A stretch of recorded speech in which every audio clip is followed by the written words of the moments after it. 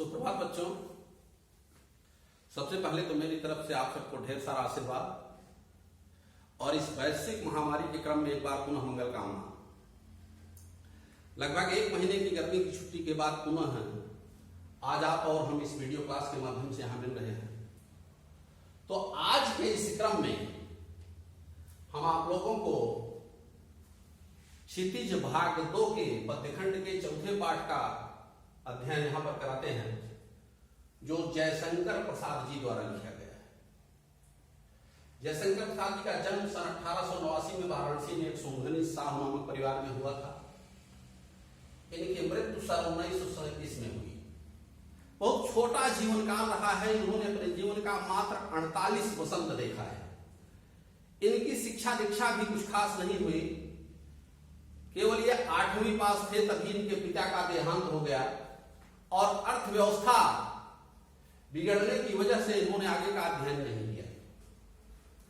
लेकिन फिर भी इन्होंने अनेक भाषाओं का ज्ञान किया और इनकी रचनाएं भारतीय हिंदी साहित्य में अपना अनूठा स्थान रखती हैं, जिनमें कामायनी महाकाव्य है, चित्रधारा, अजातशत्रु, ध्रुवसामनी, कंकाल, तितली आदि इनकी प्रमुख रचनाएं हैं।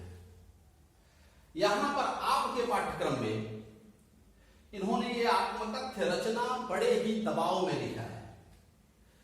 छायावाद युग में प्रसिद्ध उपन्यासकार मुंशी प्रेमचंद ने एक पत्रिका का प्रकाशन किया जो हंस पत्रिका के नाम से जानी जाती थी। तो उस समय कवियों का यह प्रस्ताव आया कि सभी छायावादी लेखक और कवि अपने विषय में कुछ न कुछ आत्मकथा इस पत्रिका के माध्यम से प्रकाशित करेंगे।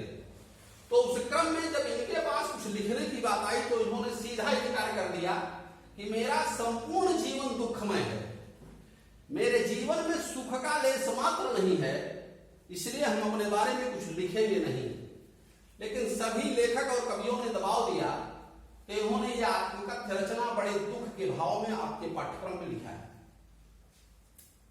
आइए एक बार इसका आदर्श वाचन देखते हैं और पुनः इसकी व्याख्या हम आप तक पहुंचाते हैं। ध्यान दें कि मधुप गुनगुनाकर कह जाता कौन कहानी है अपनी, मुरझा कर गिर रही पत्तियां देखो कितनी आज घनी, इस गंभीर अनंत नीलिमा में असंख्य जीवन इतिहास, यह लोग करते ही रहते हैं अपना व्यंग मलिन उपहास, तब भी कहते हो कह डालूं दुर्बलता अपनी बीती, तुम सुनकर सुख पाओगे देखोगे यह गागर बीती, किंतु कहीं ऐसा न हो कि तुम ही खाली करने वाले,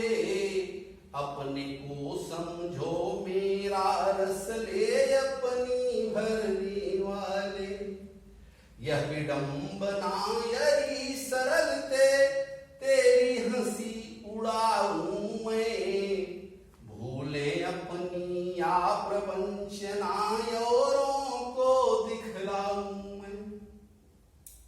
ये रहा आदर्श वाचन इसका। प्रसंग का अगर जिक्र करते हैं तो प्रसंग होगा कि प्रस्तुत पद्यखंड हमारी पाठ्य पुस्तक क्षितिज भाग 2 के आत्मकथ्य नामक शीर्षक से उद्धृत है, जो जयशंकर प्रसाद जी द्वारा लिखा गया है। व्याख्या पर आते हैं।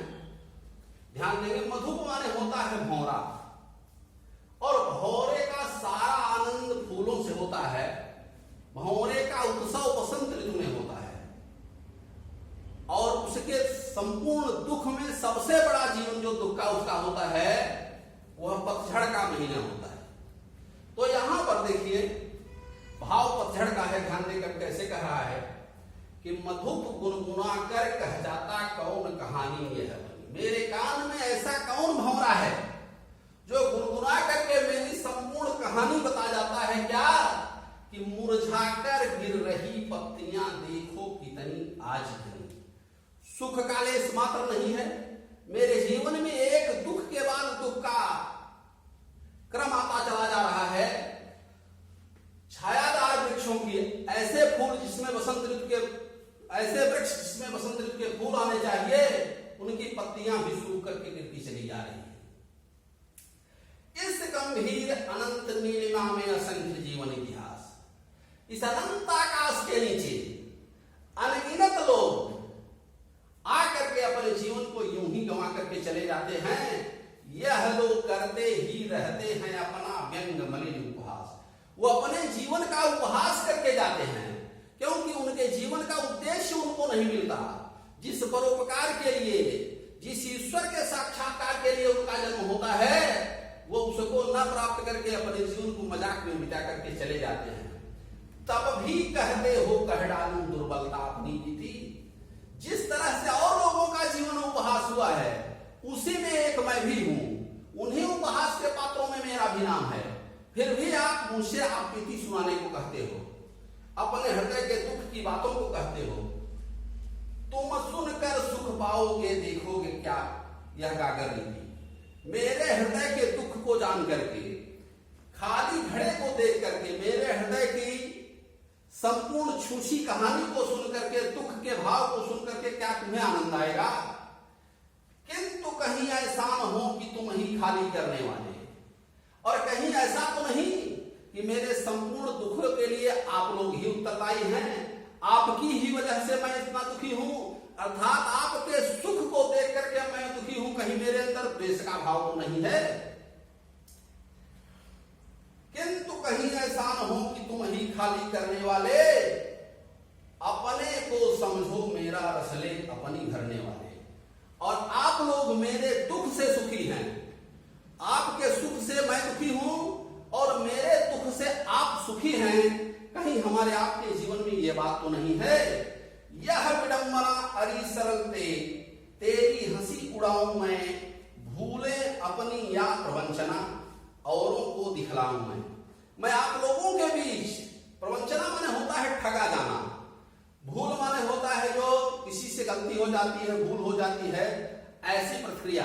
तो वह उस समूह में और लोगों को कह रहा है कि मैंने अपने जीवन में जो धोखा खाया है, जो तकलीफ उठाई है, जो भूल की है, जो मुझे ठगा गया है, ये सारी चीजें मैं आपसे बयां करूं तो इससे मुझे कोई सुख नहीं मिलने वाला है। सिर्फ मेरे दुख का पारावार और बढ़ेगा। तो यहां तक की व्याख्या रही। इसके बाद पुनः हम इसके अगले स्टेप की व्याख्या अगली क्लास में आप तक पहुंचाएंगे। तब तक के लिए धन्यवाद।